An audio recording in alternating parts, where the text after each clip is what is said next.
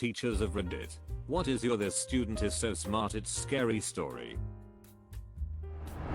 Since I'm not a teacher either, my mom was a very average student, didn't try very hard, and was not planning to go to college. Back when she was in school, they used to administer IQ tests. A couple of months after she takes an IQ test, the school calls my grandparents and says, "We need to talk about your daughter." Everyone is like, "Oh lord, what did she do now?" They both go to the school and the principal sits them down. "Your daughter has an IQ of 140, but she's failing algebra. We think you should send her to a psychiatrist." My grandfather was livid. He took off work for this. No, she never saw a psychiatrist, and she didn't go to college, but she's pretty smart. I had a first grader with a speech impediment who was asking for a type of book. His peers and I couldn't understand him, no matter how hard we tried. Finally, he gave up, and without any frustration, he found a picture book with someone stirring a pot on the cover. He opened the book and skimmed through words until he found what he was looking for, the word cooking. He showed me the book and pointed, telling me that was the word he had been trying to say. He wanted a cookbook. This was a 6-year-old. 6. My mom had a special needs student who went on some field trip to one of the NASA centers. I don't remember where. His dad was an IT guy, I think, and had been teaching this kid around 10 years old, I think, stuff on the side because he was all about computers. Kid wandered off and apparently found some office or computer lab or something unlocked. Walked in, sat down at a computer, figured out how to unlock that terminal, and started browsing through their internal stuff for a while before someone caught him. He got in big trouble for that one, but I don't know if it even registered in his mind what a huge issue that cold will be.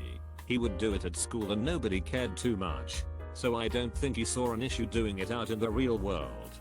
He came to my mom the next year or the year after that when his family moved, and my mom was warned not to leave her personal electronics unattended because he would figure out how to get in. My mom had a second grader who skipped the knowledge dump stage and listened better than a grown-ass man.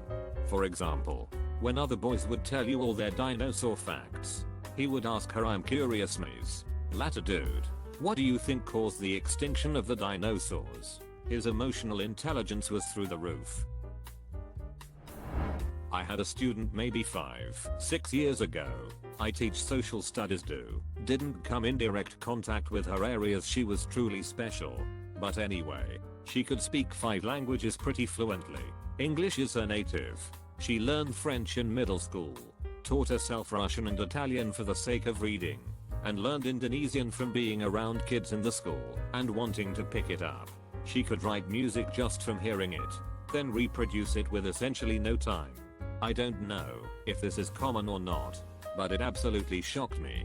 She's, bar none, the best student I've seen as a teacher with regards to conveying herself through written work. She graduated just a few weeks after turning 16. One of those kids who effortless glides to top of her class. Last I heard, she was about to graduate in something related to archaeology. HS Jr. could do stoichiometry in his head, but oddly struggled writing the steps on paper. I was a student teacher at the time completing my education degree.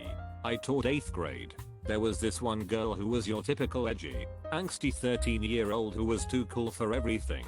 When we went through our poetry unit, we gave a project in which the kids had to write their own free-form poem and put it to some sort of video or slideshow. This girl wrote a poem about how the United States education system as it is stifles creativity and destroys students' joy of learning. I always remember this one line from her poem: "I learned more from an evening watching Hamilton on stage than an entire year in a United States history class." The video was your typical angsty black and white shots of her friends standing solemnly in front of or behind chain link fences and signs that say "no trespassing."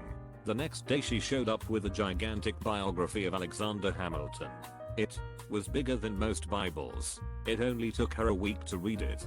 My mentor teacher hated her because she thought the student thought she was smarter than everyone else and was arrogant. Maybe she did think that. Maybe she thought we were annoying simpletons. But I just thought she was dope as duck. This kid didn't particularly like or dislike me, hated my mentor teacher, and disliked anyone, except a couple friends. She was sassy. She was smart. She had a finely tuned bullshit meter. She had a huge vocabulary and an obvious love of learning. She'd grill out book after book. And where my mentor teacher saw arrogance in her poem project, I just saw a girl who was desperately bored and was asking for a challenge. I tried my best to give her extra, more challenging options in the future for her assignments. She never said anything to me, but I got the feeling she appreciated it, or I hope she did. My son has a fascination with nuclear physics and science. He's collected commonly found radioactive minerals that I made him get rid of, so the whole house doesn't get cancer. He's researching a way to build a miniature thorium reactor and insists the only reason it doesn't exist now is because people have given up on it. He's 15. My oldest daughter is an incredible artist, but she's got that attitude like her poop doesn't smell bad. She's always made incredible drawings with simple pencils and paper since she was a child. She could capture your likeness in her mind with a glance and draw you out with a piece of standard white typing paper and an office number 2. She's now 18. My youngest daughter watches death metal goats on YouTube. She's about to turn 14.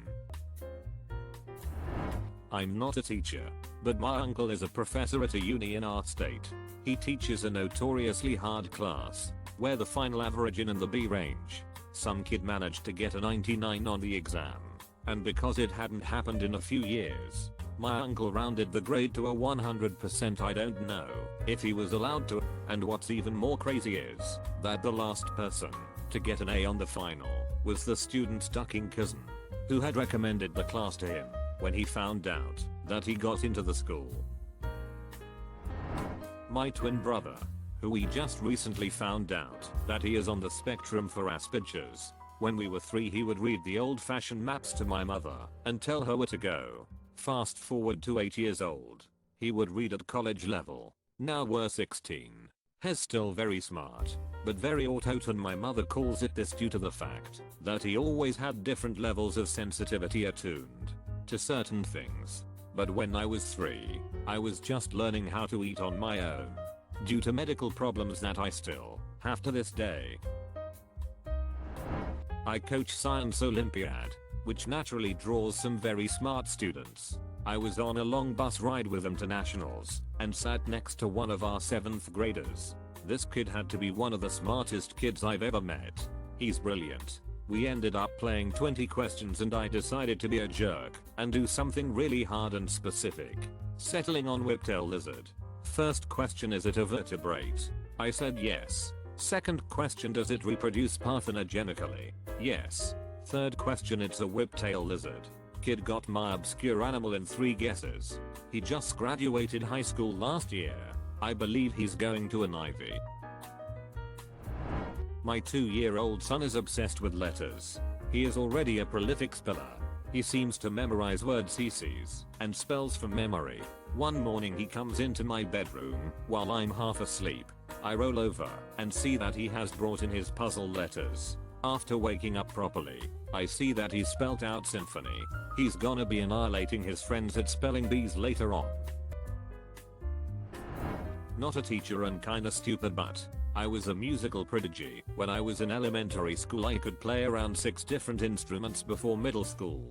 Piano being the main and first one I learned it for. Then the flute, clarinet, percussion, trumpet, and finally guitar. When my hands got big enough, in middle school band, if another student couldn't play a solo I would just do it on whatever instrument it called for. I gave it all up in high school and college for sports because I got really bored. Also, side note, kids like this including myself grow up to have severe anxiety and depression. I developed social anxiety disorder and still in therapy for it today. I always felt like I couldn't fit in or relate to kid my age at the time and had the overwhelming feeling of never being good enough at anything. Not a teacher, but my friend. She was that kid who would always get in trouble during class for reading, and she always had a stack of at least 3 books on her. The other day I was labeling a map of Africa for shits and giggles to see if I could get it, and she made me feel like a dumbass by correcting my mistakes. She didn't have a map in front of her or anything. She just knew African geography for some reason. It isn't specific to Africa either. You can show her a flag of a country and she'll tell you what country it is and the previous versions of that flag. It scares the heck out of me. I always thought I was a passable geography nerd. In my gifted class we had a boy who left to go to college. In 7th grade, he was always first to figure out the problems our instructors set forth and never failed to challenge me, which was impressive. Even more impressive was his response when challenged. A lot of us would get frustrated because we weren't acclimated to struggling. He wholeheartedly loved it. I'm not a teacher, nor am I smart. But in 5th grade I taught myself how to use Inspect Element and I changed web pages and stuff to be funny. I even changed my grades. The teacher thought I was actually hacking and freaked out. I had to explain that it wasn't real hacking and that the website only changed for me and not anyone else. On a more somber note, was working with children with disabilities and had a 4th grader come tell me I hate that I'll never be normal. It was really heartbreaking to see how intelligent many of those students were despite their disabilities. It hurt that he could comprehend his situation, but couldn't entirely overcome biology. As a precursor, I know I'm not a genius, but I can spell the duck out of words. It's been 15 years, but I'm still salty as duck about this. I was in the final 2 for my state level spelling bee in middle school. To this day, I still remember the word I lost on. It was antediluvian. I spelled that shit correctly, but the judges told me I had spelled it incorrectly because their card, presumably, had an I in place of the E. They told me I was incorrect. I told them no, you're incorrect. I memorized every word in the guide and that is correct. They informed me I was wrong and had lost. I still hold a grudge against those bastards. I deserved that trophy and they stole it from me and gave it to Ducking Stephanie. Duck you Stephanie. I teach ESL in China and have this one 7-year-old student who remembers everything. He will read a word or a sentence and then remember it a year later and point it out in his book. I had forgotten it. I will say a word and he pronounces it perfect and always will. He speaks better than my daughter and has a larger vocabulary. I like him most because he understands what he is saying, reading and hearing. He will often period and understand it without being told. He would brag and ask embarrassing questions until I told him that he should be trying to help the other students and that making them feel bad slows them down. Now, he helps the others understand the material. Consider subscribing if you enjoyed this video, and if you want to see more of Reddit Universe,